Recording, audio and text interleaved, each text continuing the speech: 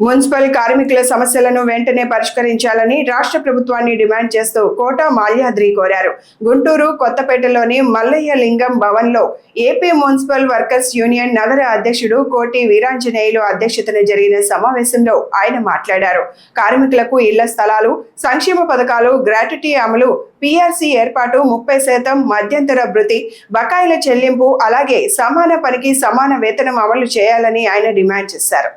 రాష్ట్ర వ్యాప్తంగా ఈ నెల 20వ తారీఖున అన్ని మున్సిపల్ కార్యాలయాల దగ్గర ధర్నా కార్యక్రమం నిర్వహించాలని, అట్లాగే 22వ తారీఖున స్థానిక శాసనసభ్యులకి వినతి పత్రాలు ఇవ్వాలని, అట్లాగే 24వ తారీఖున రాష్ట్ర వ్యాప్తంగా జిల్లా కలెక్టర్ ఆఫీస్ దగ్గర ధర్నా చేయాలని, 7వ తారీఖున సెలవు విజయవాడ కార్యక్రమం నిర్వహించాలని ఏపీ మున్సిపల్ వర్కర్స్ యూనియన్గా నిర్ణయించడం జరిగింది.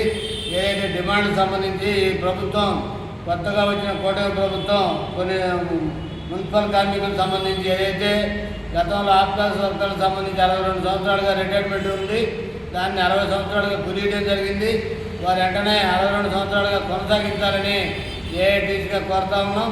అట్లాగే చనిపోయిన వారి స్థానంలో వాళ్ళ పిల్లలకు అవకాశం కల్పించాలని, అట్లాగే పెరుగుతున్న జనాభాకు అనుగుణంగా విస్తరణను బట్టి కార్మికుల సంఖ్యను పెంచి పనిభారాన్ని తగ్గించాలని, అట్లాగే పీఆర్సీని 30% ప్రకటించాలని, మధ్యంతర వృత్తిని కూడా త్వరితగతిన ప్రకటించాలని కూడా కోరుతా ఉన్నాం.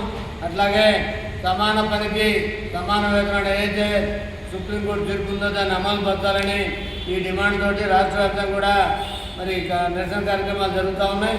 దాంట్లో భాగంగా గుంటూరు నగరపాలక సంస్థ వద్ద 20వ తారీఖు అంటే ఎల్లుండు 20వ తారీఖు వద్ద మున్సిపల్ కార్యాలయం దగ్గర ధర్నా జరుగుతూ ఉంది. ఈ ధర్నాలో మున్సిపల్ కార్మికులందరూ కూడా పాల్గొని విజయవంతం చేయాలని కోరుతా ఉన్నాం.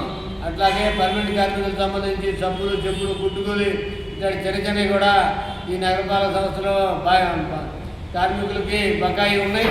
అట్లాగే కాంట్రాక్ట్ కార్మికులు కూడా కమిషన్ గారు ఏదైతే చొరవ తీసుకొని ఏఐటీసీ అనేక వినతులు చేసిన క్రమంలో బదిలీ కార్మికులుగా 10-15 సంవత్సరాల నుంచి ఉన్న వారందరూ కూడా మనం మే 1వ తారీఖు నుంచి రెగ్యులర్ కార్మికులుగా వాళ్ళని కొనసాగిస్తామని సర్కులర్ ఏదైతే నిర్వహించారో దానికి అనుగుణంగా వారికి ఏఐటీసీ మున్సిపల్ వర్కర్స్ యూనియన్ తరపున ధన్యవాదాలు తెలియజేస్తూ, కార్మికులందరూ కూడా ఆఫ్కాస్ కార్మికులు కూడా గతంలో ఎంఎం నాయక్ గారి టైంలో ఇచ్చినటువంటి సబ్బులు, చెప్పులు, బట్టలు ఇవన్నీ కూడా ఇవ్వాలని కోరుతా ఉన్నాం.